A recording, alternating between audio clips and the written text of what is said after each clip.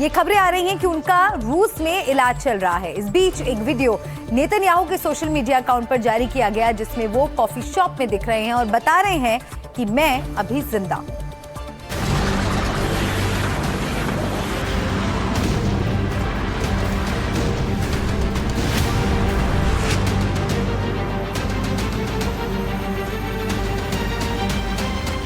इस जंग ने कितना घातक रूप ले लिया है, इसे इस बात से समझिए कि एक दूसरे के बड़े नेताओं पर सीधा निशाना साध लिया गया है। हमले हो रहे हैं। ऐसे ही एक हमले में पहले ही दिन ईरान के सुप्रीम लीडर को मार दिया गया। उनके बेटे और ईरान के नए सुप्रीम लीडर बुरी तरह घायल बताए जा रहे हैं।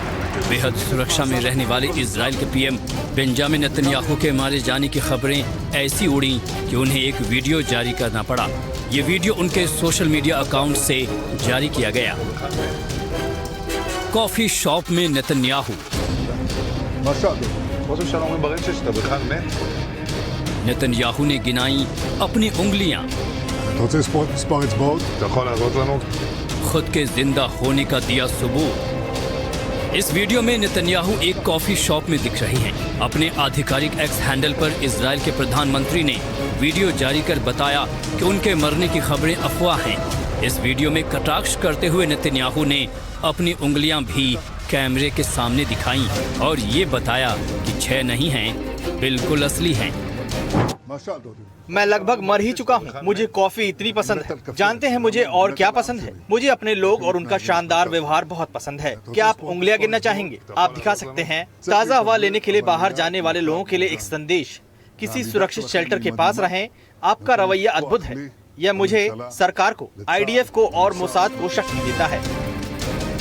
नेतन्याहू अपनी 6 उंगलियों के बारे में मजाक करते हैं, क्योंकि शुक्रवार को नेतन्याहू ने अपने एक्स अकाउंट पर युद्ध को लेकर हुई एक प्रेस कॉन्फ्रेंस का वीडियो शेयर किया। लेकिन इस वीडियो में कई सोशल मीडिया यूजर्स ने दावा किया कि उन्हें नेतन्याहू के दाहिने हाथ में 6 उंगलियां दिखाई दी, जिससे ये अफवाह फैल गई कि ये वीडियो AI से बनाया गया है। इजराइल ने सारी अफवाहों को खारिज किया था।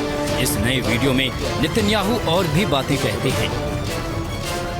हम कुछ ऐसे काम कर रहे हैं जिनके बारे में मैं अभी जानकारी नहीं दे सकता, लेकिन हम कर रहे हैं। ईरान पर आज भी कड़ा प्रहार कर रहे हैं। लेबनान में भी हमारी गतिविधियां जारी हैं। आप मुझे जारी रखने के लिए कहते हैं और मैं आप सभी से कहता हूं कि आप भी जारी रखें। होम फ्रंट कमान का हर समय पालन करते रहें। हमेशा सुरक्षित स्थान के पास रहें। हम यथासंभव स्थिति को आसान बनाने की कोशिश करेंगे। और कॉफी के लिए धन्यवाद, यह बहुत बढ़िया है। हालांकि मुझे कैलोरी के बारे में पक्का पता नहीं है। नेतन्याहू की जान को संकट है, क्योंकि ईरान ने ऐलान किया है कि वो इजराइल के प्रधानमंत्री बेंजामिन नेतन्याहू को जान से मार देगा। IRGC ने अपने एक बयान में कहा कि वो जहां भी होंगे मार गिराएंगे। रविवार को IRGC ने एक बयान में कहा कि अगर अपराधी प्रधानमंत्री नेतन्याहू अभी भी जिंदा है तो हम पूरी ताकत से उसका पीछा करेंगे, उसे मार गिराएंगे। IRGC ने नेतन्याहू को बच्चों का हत्यारा यानी चाइल्ड किलर बताया है। लेकिन क्या ये इतना आसान है? क्योंकि नेतन्याहू के बारे में कहा जाता है कि वो एक कड़े सुरक्षा के घेरे में रहते हैं। उनके आसपास गार्ड्स का घेरा रहता है। गाड़ियों का काफिला और हवाई जहाज हर हमले से बचाव के लिए तैयार रहते हैं। नेतन्याहू की निजी सुरक्षा की जिम्मेदारी इजराइल की आंतरिक सुरक्षा एजेंसी शिन बेट की एक विशिष्ट इकाई पर होती है। ये इकाई 7 दिन 24 घंटे उनके सुरक्षा के लिए तैयार रहती है। इसमें स्नाइपर्स ऑब्जर्वेशन पोस्ट होते हैं, लेकिन पुलिस, IDF और मोसाद का पल पल तालमेल होता है। जानकारी के मुताबिक शिन बेट की यूनिट 370 पूरी तरह नेतन्याहू की सुरक्षा में लगी रहती है। 8 से 20 लोग हर समय उसके साथ रहते हैं। कुछ सुरक्षा कर्मी अंडर कवर रहते हैं।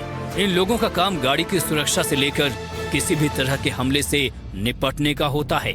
ये टीम नेतन्याहू के रूट प्लान से लेकर उनके कार्यक्रम को कई दिन पहले से ही प्लान कर लेती है।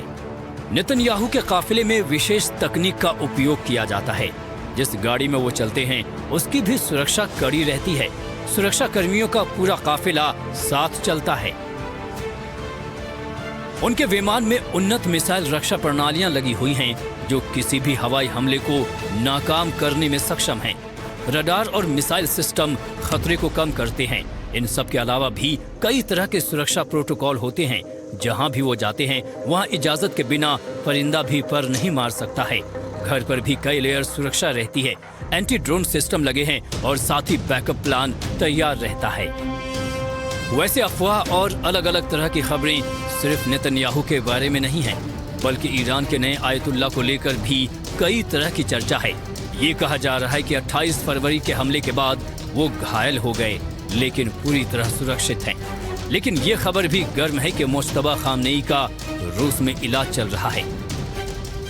इजराइल की यूनिट न्यूज की ताज़ा रिपोर्ट के अनुसार मुश्तबा खामनेई को गंभीर चोटें आई हैं। उन्हें इलाज के लिए गुप्त रूप से रूस ले जाया गया है। दावा किया जा रहा है कि 28 फरवरी को हुए जिस हमले में उनके पिता आयतुल्ला अली खामनेई की मौत हुई थी, उसी में मुश्तबा भी गंभीर रूप से घायल हो गए थे। तो वहीं कुवैती समाचार पत्र अल जरीदा में सूत्रों के हवाले से रिपोर्ट में कहा गया है कि मुश्तबा को एक रूसी सेना के विमान के जरिए तेहरान से मॉस्को ले जाया गया। वहां इस रूसी सैन्य अस्पताल में उनके पैरों की सर्जरी की गई है। जंग में हर तरह के पैतरे अपनाई जाती रही हैं।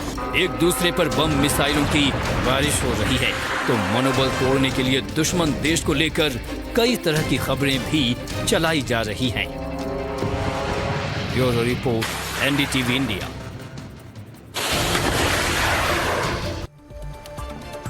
इस जंग के चलते एक ऐसे संगठन के भविष्य पर खतरा खड़ा हो गया है जिसका अध्यक्ष एक तरह से अमेरिका ही है। ये वो देश हैं जिन्होंने समझौता किया है कि एक देश पर हमला सारे देशों पर हमला माना जाएगा। हम बात कर रहे हैं नेटो की। ईरान पर हमले में मदद करने के लिए डोनाल्ड ट्रंप नेटो देशों से मदद मांग रहे हैं, लेकिन बहुत सारे देशों ने कह दिया है कि वो इस जंग के खिलाफ हैं। ट्रंप ने अब नेटो के भविष्य पर ही सवाल उठा दिए हैं।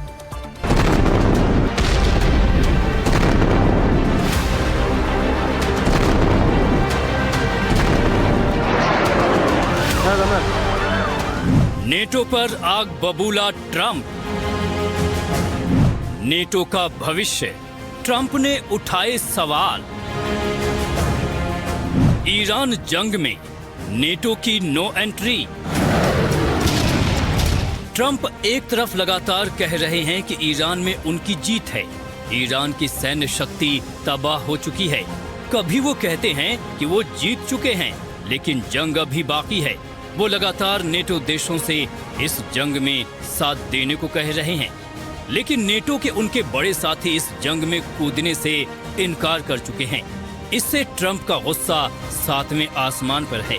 फाइनेंशियल टाइम्स को दिए एक इंटरव्यू में ट्रंप ने चेतावनी दी कि अगर नेटो सहयोगी स्ट्रेट ऑफ हॉर्मुज की सुरक्षा में मदद नहीं करते तो गठबंधन का भविष्य बहुत बुरा हो सकता है।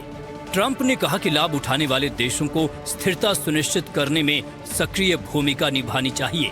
ट्रंप ने कहा कि समुद्री मार्ग से दुनिया के बड़े हिस्से की ऊर्जा जरूरतें पूरी होती हैं। ऐसे में सुरक्षा केवल अमेरिका की जिम्मेदारी नहीं हो सकती।